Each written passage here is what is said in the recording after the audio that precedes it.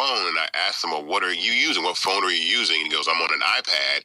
And he said, I'm using beta version of Apple software. So, okay, so then that could be creating the issue. Bugs are very unique, and bugs are like crime. And so to solve a bug or fix a bug, it's like recreating the scene of the crime. It's like recreating what happens to create the issue that you're having. And so they're not always necessarily easy to find, but being able to shake your phone, you can help us with that. Secondly, I understand that we don't have all the answers, and that users often contribute the best ideas to a platform to scale functionality and growth. And so for that very reason, every person on Fanbase has a voice by shaking your phone and saying, I want to add a suggestion. I suggest you guys do this. And I want people to understand that those suggestions are absolutely taken into consideration. But again, as we have to run the company at the same time. So we have to continue to scale the business, grow users, and continue to generate revenue. So sometimes you say, hey, man, you guys need to do X, Y, and Z. We hear you, but it doesn't necessarily fit in with the plan and the things that we can do at the time. But I want to make sure that everybody understands that you have a voice on Fanbase. If you're having a problem, you're having an issue with users, something that, that we need to, that we may not know that's going on the platform, and you need to inform us about it. All those things help, because everybody collectively are the eyes and ears of this community, and we want you to help continue to build it, and we want you to make sure that you guys are absolutely involved and you're heard, and that is extremely important as well. Definitely. And I just want to mention, let me see if I get it right, the username, Trav, DDA Bitman. I wrote down your username, so I'll make sure I reach out to tech support. So when you do reach out, we take care of you. Okay.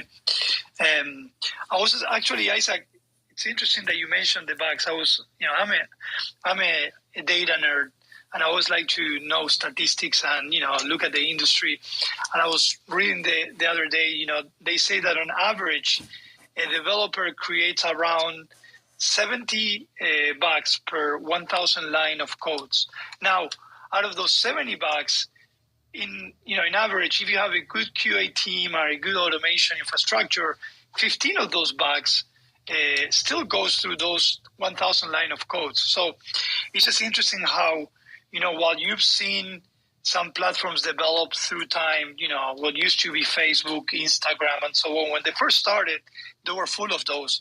And while you still think they're, perfect platforms, if you go to their backlogs, they have thousands of issues here and there.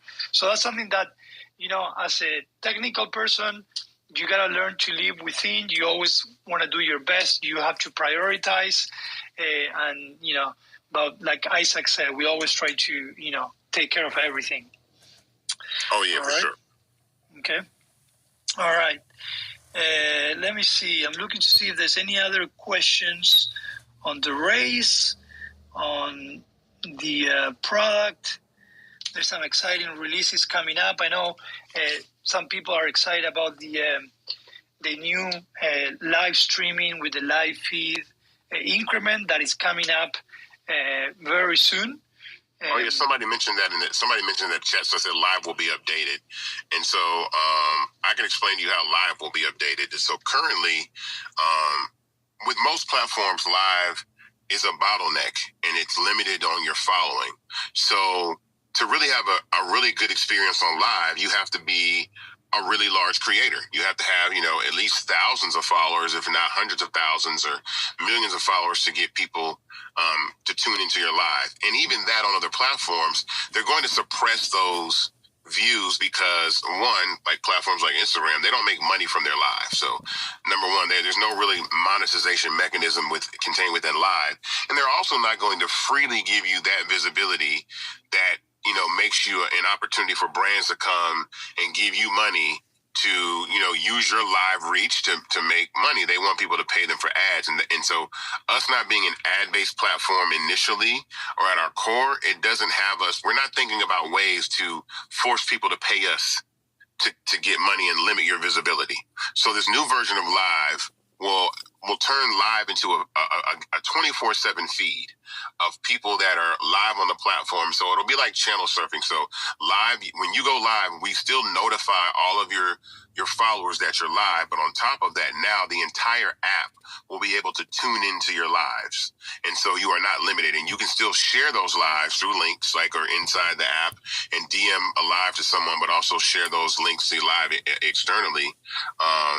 But that's what we want to be able to do is kind of turn live and open it up so that it's not limited by your following. And then, so now you could have, you could have 300 followers, but maybe have 2,000 or 3,000 people watching you live. And that's the kind of visibility we want to give to users on the platform.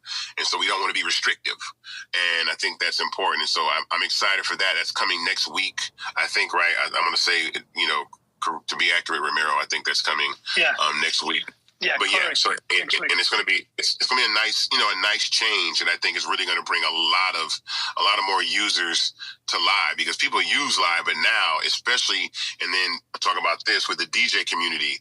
So the reason why you can't DJ on Instagram is because when you DJ on these platforms, there are performing rights organizations, right? So those organizations are like BMI, ASCAP, CSAC, SOCAN, and GMR. And so basically, you have to pay them based off of MAU for you to continue to play music like a radio station.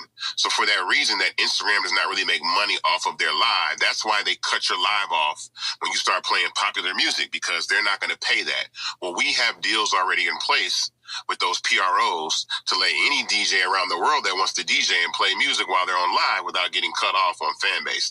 Our MAU is good, but it's not, when it gets into the hundreds of millions of users, I still think that we'll be able to accommodate people DJing and playing music on Fanbase and being able to continue to do that. And also the fact that with live, we talked about this, is we're going to be adding subscription capability to live as well. So you will be able to put your lives behind a paywall, and people will be able to subscribe to your live as well. And so that still, again, gives us the opportunity for people to be able to continue to play music while accommodating that. And I'm looking forward to that too. So if you're a DJ and, you get cut off while you're on Instagram, you should look forward to DJing on Fanbase. And I tell people all the time, and people will tell you that the quality of our live audio, it sounds like the record. Like it almost sounds like you're listening to Apple Music or Spotify when you're DJing through Fanbase. And you have to have the right equipment. Like there's a Rodecaster and stuff like that, things like that you can use. But the audio quality is really great. All right. So there were a few questions. Actually, one question on the perks. Perks are available from the silver tier and above, correct? So in this round, we have 5 tiers, tier 1 through tier 5. I know in the past we gave a name to each tier, but the answer to that is correct. In this round, there's 5 different tiers. Tier 1 is $600. Tier 5 is $10,000. So if you invest $600 and you can go into startengine.com/fanbase and click on rewards, you'll be able to see all those details. And you get different perks based on each one of those tiers. So, but in your case, I believe the silver was the first one, and that is correct. From the silver up is where you get the perks. Okay. All right. Oh wow, it's 5:50 already. I thought it was like 5:30. I'm enjoying this. We've been cruising. I've been having so much fun talking. We cruising right along. I know, definitely. I will say, I want to just give a shout out to some of the recurring Fanbase audio rooms that are happening on the week. Obviously, every Tuesday, 5 p.m. Eastern Time, we'll be here with Isaac talking about the race, about Fanbase. On Wednesday, we have several audio rooms. At 3 p.m., Diana, our creator relationship manager, she has her collective creative audio room that they talk about content creation, trends in the industry, tips how you can create great content in Fanbase. And then at 5 p.m., our amazing marketing team also has an audio room. I do recommend you join this Wednesday, tomorrow, because they will be announcing several campaigns and efforts that are coming up throughout the rest of the quarter. I'm super excited about that. And then on Thursday, we have a Thursday Tech Talk with me, Rama. Yep. at 5 p.m. Eastern time, where I share where we are on the development cycle, on the product roadmap. And once in a while, just like last Thursday, we will have a fun game where I'll let you vote an increment that will promise you will bring to you. I hope to be doing that more often, but I know that for Q2, we have everything already set up, and for Q3, like I mentioned, we'll bring carousel. We'll try to work on that dark mode. Maybe we'll overachieve and not only give you one, but two or three from that list that you gave us. All right. So, Isaac, we have a few more minutes, but I want you, as always, to have some closing remarks about the race. Anything that you would like to share for those that joined late? Well, those are joining. We are raising our fourth round on Start Engine. We've done 3 successful rounds for a total of $10 million in the Reg CF space, and now we've gone up to Reg A, and we're raising $17 million with a minimum investment of $399 to invest in Fanbase. At $665 a share, you'll get 60 shares of Fanbase and be on the cap table of a company that is emerging and growing and built for the user and the creator to actually have equity in the company and monetize to do so. I want to thank everybody that has invested already so far. You guys are the engine which keeps Fanbase being able to scale and operate and do what we need to do. We want to encourage everybody on this platform that doesn't know someone that hasn't invested, if they want to look at the opportunity to invest in Fanbase, to do so. These opportunities don't come along very often, especially for non-accredited investors. We're taking advantage of a regulation called the Jobs Act, which came into law in 2015, which basically allows us to accept capital from individuals that are not an accredited investor. And if you want to know what an accredited investor is, the short version is a rich person. The longer version is a person that has a net worth of $1 million minus their primary residence, or makes over $200,000 for 2 consecutive years. And that rule has been in effect since 1933. So you can imagine it doesn't even matter what race you are.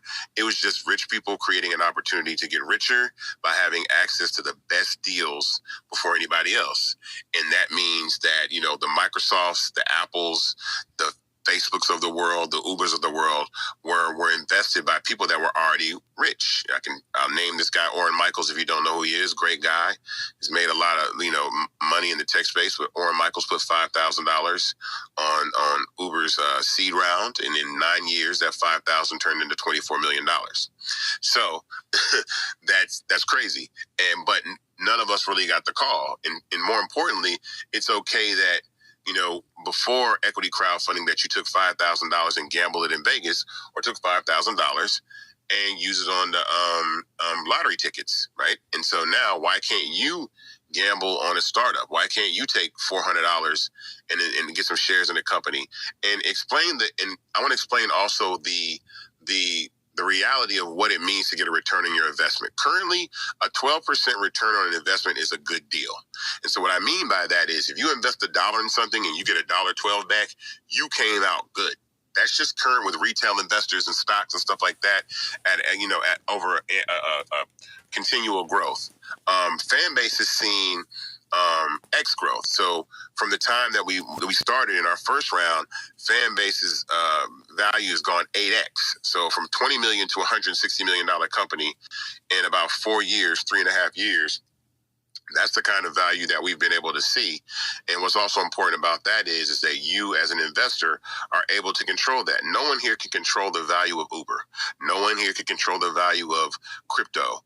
But users always control the value of tech startups. The more users and the fast and the velocity in which users join the platform, the more valuable the platform becomes. That platform is allowed to go out and raise capital, continue to scale that business, and repeat that cycle over and over again, and become a profitable business, and really make tons of revenue. And I love the ability for Fanbase to offer that to every user that decides that they want to invest on the platform. Again, a platform of over almost 700,000 users, but only 15,000 investors. You see that we have way more users than we have investors, but a small groups of people coming together, being able to do that. And I always say in this round, if we want to close this round really, really fast, I can just give you a quick number, like 28,000 people. Just do the math real quick.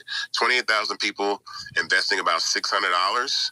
28,000 300 people investing about $600 a piece, is $17 million. Just 28,000 people. I mean, there's, 350 million people in the United States of America, but imagine the small group of people that have an opportunity to have equity in the startup. And this always will not be available. I've always said I want to always provide that opportunity, but I can't always say that venture capital will want to come in and invest in fan base in a way that helps to scale and contribute sizable amounts of capital to the company. And venture capital investment is good because, and this is one thing I can say about venture capital investment. If it's the right partner, they help you scale. They have relationships, they have understandings, they know spaces that you don't know, and that's really good.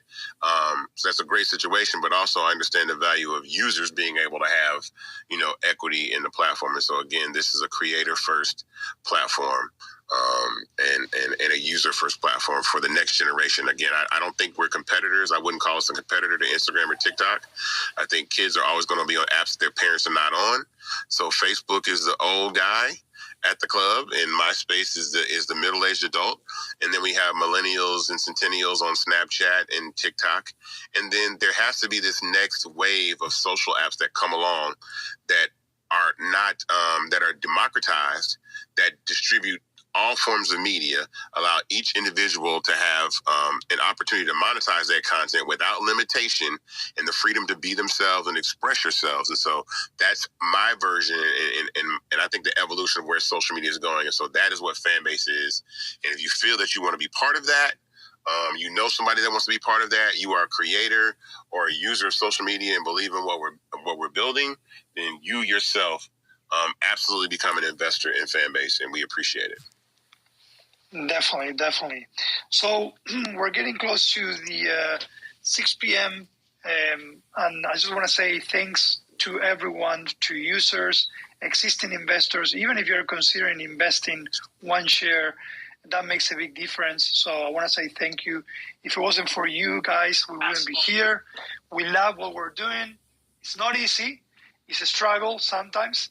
But at the end of the day, we love it, and we're very proud of what we built together.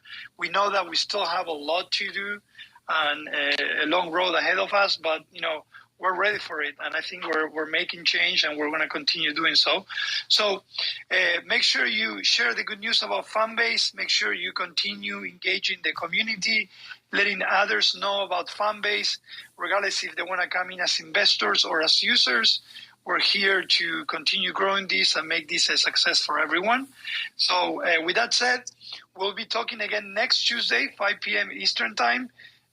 Make sure you come in and save your questions, and we'll gladly answer those.